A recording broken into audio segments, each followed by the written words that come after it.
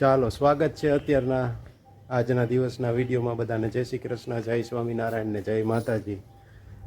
આ એક પહેલાંના સમયની રમત ઈસ્ટો. વેદુ અત્યારે ઓલું કંઈક ચોક ને પાણીવાળો કરીને આમાં ડ્રો કરે છે પરમેનન્ટલી. ઘણાએ રમાય છે આ રમતથી. કોડીઓની રમત, 4 કોડીઓની રમત. બરાબર ને? ચૂનો હતો, મેં કીધું ચોક હતો. 4 કોડીઓની રમત તને આવડી ગઈ? બ્લર થાય છે, બ્લર તો નહીં પણ આ થોડુંક ઓઇલી જેવું લાગે છે. કેમેરાનો આગળનો ભાગ ક્લીન કરવો પડશે. હવે બરાબર, હવે ક્લીન થઈ ગયું, ઝાંખપ દૂર થઈ ગઈ. વાહ, કેટલા ચોકડા હોય એને શું કહેવાય? ઘર કહેવાય ને. એ ઘર, આ ચારેય ખૂણે હોય એ પોતાના ઘર. 4 કેન્ડિડેટ રમી શકે, 2 પણ રમી શકે. ડબલમાં ઇવન નંબરમાં રમી શકે, ઓડમાં ન રમી શકે. કાં 2 જોઈને કાં 4 જોઈ. કેટલાય બધા એની કેટલી 4 કુકરી હોય ને. 4 કુકરી હોય ને 4 કોડી. હા, એ બધું હાલે. હવે તું ને ભાઈ બે રમજો, બીજું હું. કાલ તો વેદુબેન સુરત જવાના છે. હા, એને મામાના જલમાં. ઓહો, હે વેદુબેન અમને લઈ જાઓ. આવજો. ઈ ને એને મમ્મી 2 જ જવાના છે અહીંયાથી. તો ચાલો, અમારા બા ગયા પરસોત્તમ મહિનાની પૂજા કરવા માટે, ગોવર્ધન પૂજવા માટે. ને હમણાં વેદુબેન પણ જાશે, એટલે એને થોડુંક આપણે સજેશન આપી દઈએ. વેદુબેન, ત્યાં ગોપીઓ પૂજતી હોય તો થોડોક વિડીયો ઉતારતા આવજો, એટલે આજના કન્ટેન્ટમાં આપણે એડ કરશું થોડુંક ગોવર્ધન પૂજાનો વિડીયો. વાહ, ખારી ખાઈ છે, નાસ્તા પાણી થઈ ગયા છે. આજે સમર કેમ્પ પૂરો થઈ ગયો એટલે બા રે ગોવર્ધન પૂજામાં સામેલ થવા જવાનું. બરાબર ને? જોઈજો, બધું શીખજો કેવી રીતે બધાય કરે. નાસ્તો કરવા માટે બેસી ગયા છીએ એઝ યુઝ્યુઅલ. ગાંઠિયા ને ચેવડો ને ભાખરી ને ચા ને ચટણી ફેવરિટ.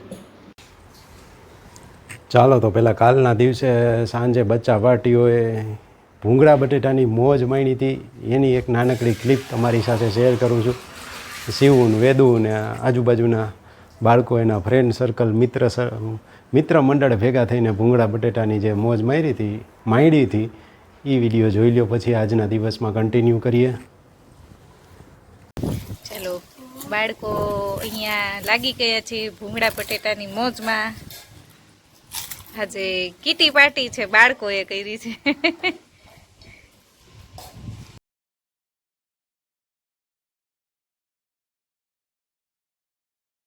અને બપોર વચારે આ ભાઈએ જો કંઈક અલગ જ પહેરવેશ કર્યો છે. નીચે પોતળી જેવું વાયરું છે ને ઉપર સફેદ ચૂંદડી લઈને શું કરસ તું શિવું? હે? અને કાર્ડ્સ બધા હોલમાં આવી તારે જલસા હાલે છે બાળકોને. બપોર વચારે અત્યારે બેયને પાછી સ્કૂલનો ટાઈમ બપોરનો છે ને, એટલે બપોરે જાગવાનું હોય ને તો વધારે મજા આવે સૂવા કરતાં. એટલે બે હોલમાં રમતા હોય, કંઈક ન કરવાના તોફાની કરતા હોય. પછી આ શું બન્યો છે શિવું? શું બન્યો છે આ? ઓલા પીકે પિક્ચરમાં આમિર ખાન આવે ને એવી રીતનું કંઈક છે. બપોર વચ્ચેનો સમય આવી રીતે પસાર થાય છે. શિવુભાઈ કંઈક રાઇમ્સ કે એવું કંઈક ચાલુ કરી દીધું છે ને આ બેન એની ઉપર સ્ટેપ કંઈક શીખે છે. આવું તમને શીખવાડતા હતા સમર કેમ્પમાં? હે વેદુ, શું શીખવાડ્યું? એટલે આવું બધું કરે છે.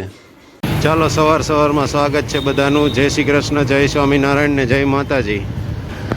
પેટ્રોલ પંપે પેટ્રોલના ભાવમાં 101નો ચાંદલો થઈ ગયો છે, એટલે 100 સેન્ચુરી પૂરી થઈ ગઈ. સવારના 7:45 જેવો સમય થયો હશે.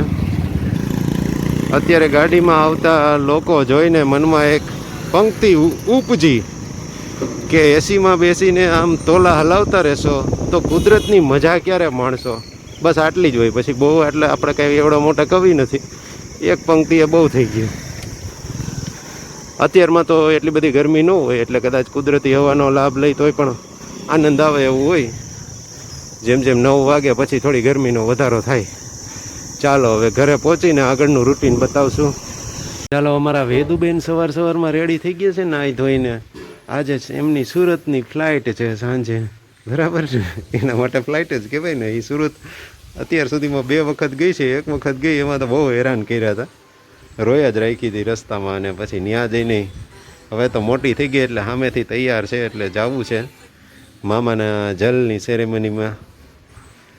વેદુ કાલ તો તું સુરત હઈશો આ વટાણે, હે જલમાં જાતી હઈશો, તે જલમાં વિડીયો ઉતારજે હો. બસ અત્યારે જૂના વિડીયો જોઈને ટાઈમ પાસ કરી રહી છે વેદુબેન. અને શિવુને છે ને નથી લઈ જવાનો સુરત, એટલે શું થાય છે કે શિવુને પહેલાંથી સમજાવ્યું છે કે જો ત્યાં સુરત ન જવાય, બસમાં મજા ન આવે, ત્યાં પછી ઊભી ન રાખે ને આપણે 1 નંબર 2 નંબર જવું હોય તો તકલીફ પડે એવું સમજાવ્યું ને. એ જાય ને પછી આપણે હું તને જમ્પિંગમાં લઈ જઈશ ને, એટલે એ પાછો છાનમુનો મને સમજાવે, મને ને મમ્મીને કે વેદુને કહેતી નહીં હું જમ્પિંગમાં જવાનો છું ને. એટલે આપણને એમ લાગે કે આપણે છોકરાને સમજાવીએ છીએ, છોકરા સમજી જાય ને પછી એ આપણને સમજાવે, એવું થાય છે. એટલે ઓલી બાજુથી જોઈએ હવે જાય પછી શું કરે છે. વેદુબેન અને એની મમ્મી તૈયાર રેડી થઈ ગયા છે હવે બસની રાહ જોવા માટે હાઈવે ઉપર ગોંડલ માર્કેટિંગ યાર્ડની સામે. આમાં અગાઉ બુકિંગ કરેલા હોય ને એના તો પૂરા ભાવ લે, બાકી અહીંયા હમણાં બસો નીકળે છે એમાં સુરતની બસનો એકમાં ભાવ પૂછ્યો ને તો કે ડબલના સોફાના 1000 રૂપિયા, અને બુકિંગ કરાવો તો વધારે હોય.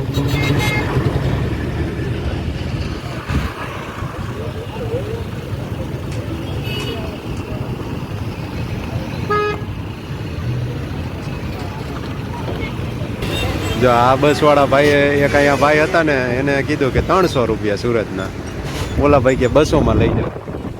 એટલે આમાં રેગ્યુલર જવાવાળાને બધા જેન્ટ્સ હોય ને એ તો હાવ પાણીના ભાવમાં પહોંચી શકે, ફેમિલીમાં ને એમ જતા હોય એને ભાવ થોડાક આપવા પડે, કારણ કે અહીંથી પછી લાઈનો થતી હોય બસોની ઘણી. એટલે હાલો વેદુબેનને બેહાડી દીધા હે. ક્યાં છે સોફો તમારો? ઓકે અહીંયા રહી ગયું છે. જય શ્રી કૃષ્ણ. તમારે એક સ્ટોપ વધતા જાય, પેલા સ્ટોપે 1 જણું, અહીંયા 2 નું, આ 3 થાય એટલે ફૂલ થઈ જાય. બારી ખોલ નાખ વેદુ એટલે વાંધો ને. હા બસ હજી તો એમ તો ટાઈમ ઘણો વયો જાય.